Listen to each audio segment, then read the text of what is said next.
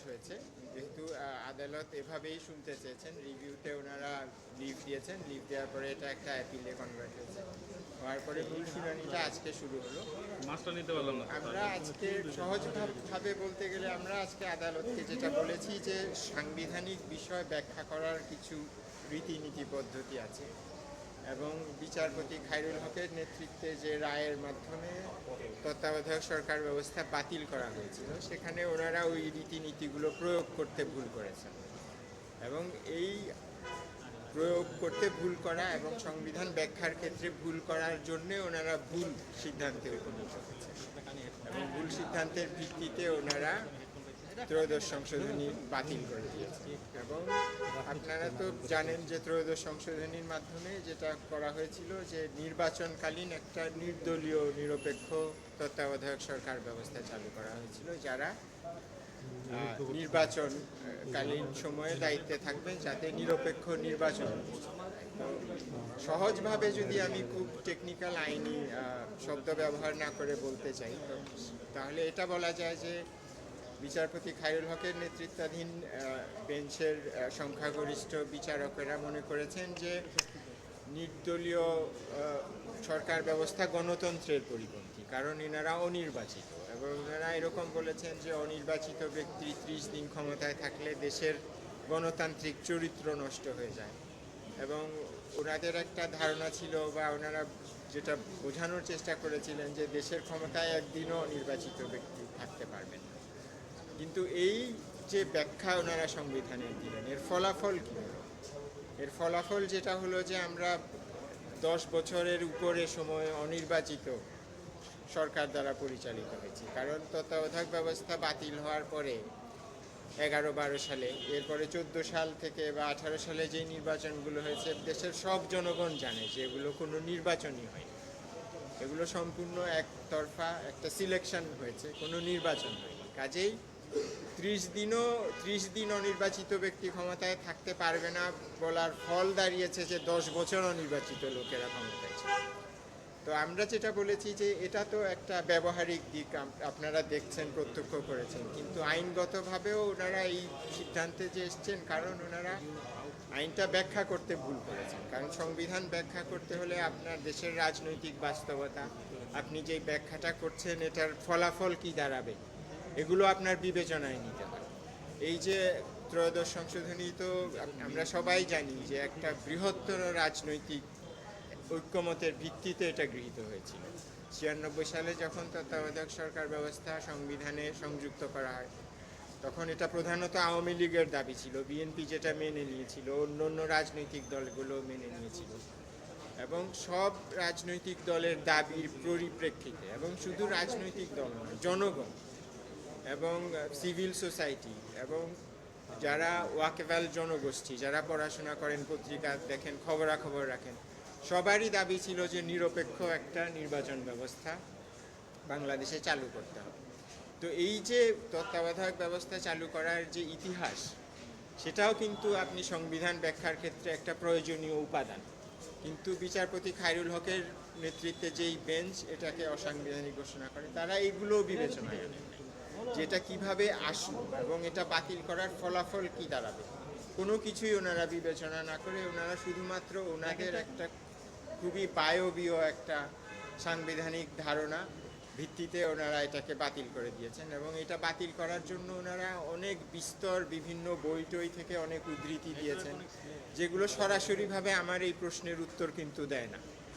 হ্যাঁ, অনেক ধরনের থিওরিটিক্যাল আইডিওলজিক্যাল বই টই আছে, ওগুলো আপনার ভালো জিনিস, ওগুলো দিয়ে ফাউন্ডেশন তৈরি হয়েছে ডেমোক্রেসি, কিন্তু আমাদের দেশের যে সুনির্দিষ্ট সমস্যা একটা নিরপেক্ষ নির্বাচন অনুষ্ঠান করার, ওই যেই সমস্ত জিনিসের উদ্ধৃতি দিয়ে ওনারা এই সিদ্ধান্ত নিয়েছেন, সেই সমস্ত বিষয়, এগুলোর ব্যাপারে কোনো সমাধান আপনাকে দেয় না। এবং ওনারা সম্পূর্ণ অপ্রয়োজনীয়ভাবে প্রায় 750 পৃষ্ঠার একটা রায় লিখেছেন। হ্যাঁ, এবং এটা তো আমি মনে করি খুবই একটা অপচয় হয়েছে, আদালতের সময় অপচয় হয়েছে, এবং এটা পরিবেশের জন্য ভালো হয়নি। এখন আমাদের আপিল করতে হলে 750 পাতা করে 10টা পেপার বুক তৈরি করতে হচ্ছে।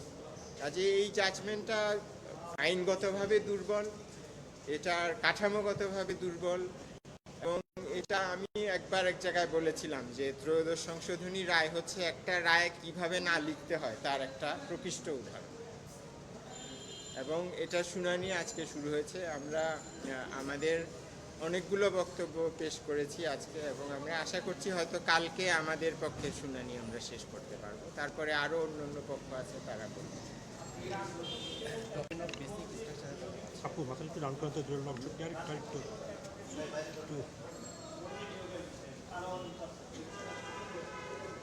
এই বিষয়টা হলো যে বিচারপতি খায়রুল হক এবং তার সাথে যারা একমত পোষণ করেছেন চারজন, আরও তিনজন, মোট চারজন বিচারপতি, তারা আমি যেমনটা বলছিলাম যে ওনাদের এই তত্ত্বাবধায়ক ব্যবস্থার ব্যাপারে একটা প্রধান ওনাদের অবজেকশন ছিল যে এখানে অনির্বাচিত ব্যক্তিরা ক্ষমতা আছে।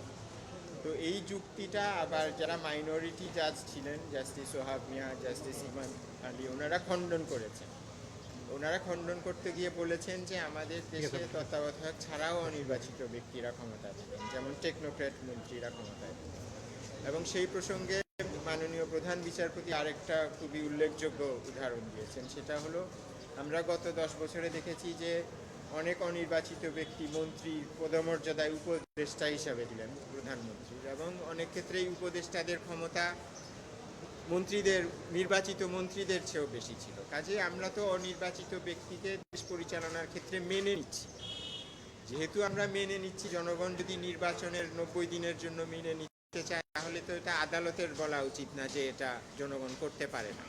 জনগণের ইচ্ছাই সর্বোচ্চ। কাজে জনগণ যদি ইচ্ছা করে যে তারা 90 দিনের জন্য অনির্বাচিত ব্যক্তিদের দ্বারা শাসিত হবে, যাতে করে একটা দেশে সুষ্ঠু নির্বাচন হয়, সেই জিনিসটা তো আদালত বাতিল করতে পারে না। যেহেতু আদালত, এই পুরো সংশোধনীটা এসছে জনগণের একটা বৃহৎ ঐক্যমতের ভিত্তিতে।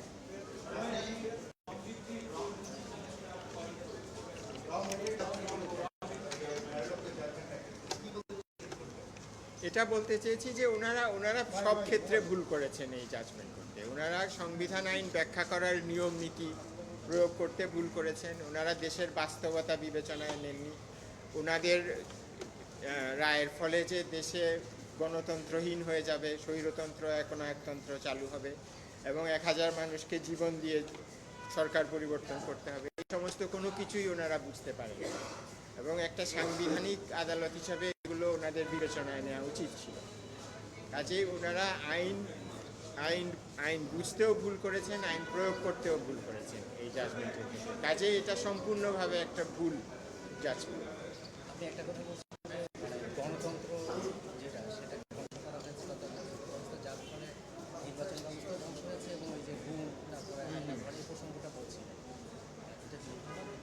হ্যাঁ, সেটা হলো যে আপনারা জানেন যে যেহেতু আপনারা এই বিষয়ে রিপোর্ট করেন, আমি ধরে নিচ্ছি যে সংবিধানের বেসিক স্ট্রাকচার বা কিভাবে সংশোধনীগুলো বাতিল হয়, এগুলো বিষয়ে আপনাদের বেশ খানিকটা জানা আছে। এবং আমাদের দেশে আপনারা জানেন যে সংবিধান সংশোধনী অনেকগুলোই কিন্তু অসাংবিধানিক ঘোষিত হয়েছে, এবং অসাংবিধানিক ঘোষণা হওয়ার প্রধান একটা কারণ হয় যে এটা সংবিধানের মৌলিক কাঠামোকে এটা আহত করে বা মৌলিক কাঠামোকে আঘাত করে।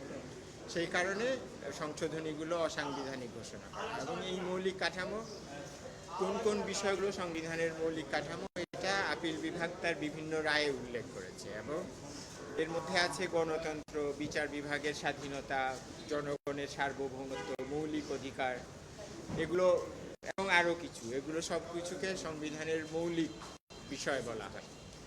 এবং আমি যেটা বলতে চাইছি যে দেশে যদি গণতন্ত্র না থাকে, তাহলে আপনার মানুষের মানবাধিকারও রক্ষিত হবে না।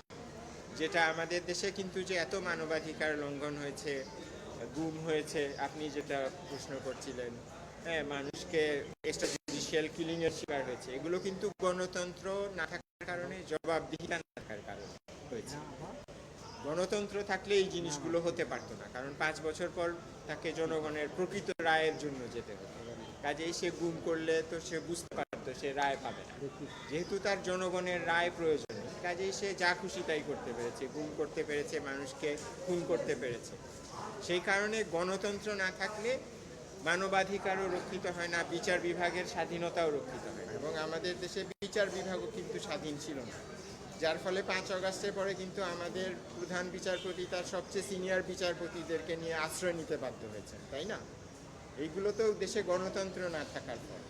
সেই জন্য আমি বলেছি যে গণতন্ত্র একটা মূল কাঠামো। আপনি যখন ত্রয়োদশ সংশোধনী দিয়ে গণতন্ত্রকে ধ্বংস করলেন, তার মাধ্যমে অন্য মূল কাঠামোগুলোকেও আপনি ধ্বংস করলেন, যেগুলো হলো বিচার বিভাগের স্বাধীনতা, মানবাধিকার, জনগণের সার্বভৌমত্ব, এই সমস্ত কিছু আপনি ধ্বংস করলেন, যার ফলে আপনি এই ধরনের গুম খুন এই সমস্ত জিনিস দেশে হতে পারে।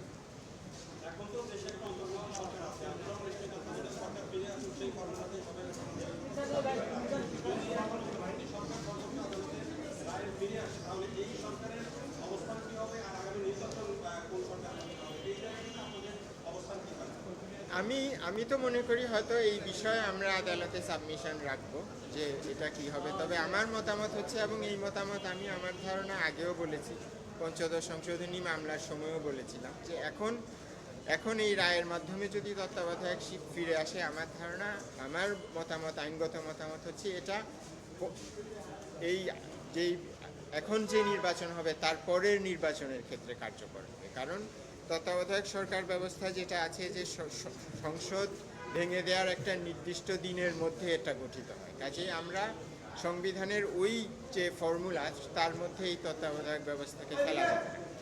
কাজেই এখনকার যে আমাদের সাংবিধানিক অবস্থা, এটা একটা ভিন্ন সাংবিধানিক অবস্থা, এবং এই অবস্থায় আমার মত হচ্ছে, এবং আমি এটাই কোর্টকে সাবমিশন করব, যে তত্ত্বাবধায়ক ব্যবস্থা ফিরে আসলেও আগামী নির্বাচন বর্তমান অন্তর্বর্তীকালীন সরকার করবে, এবং রায়ের মাধ্যমে যে তত্ত্বাবধায়ক সরকার ফিরে আসবে তারা এর পরবর্তী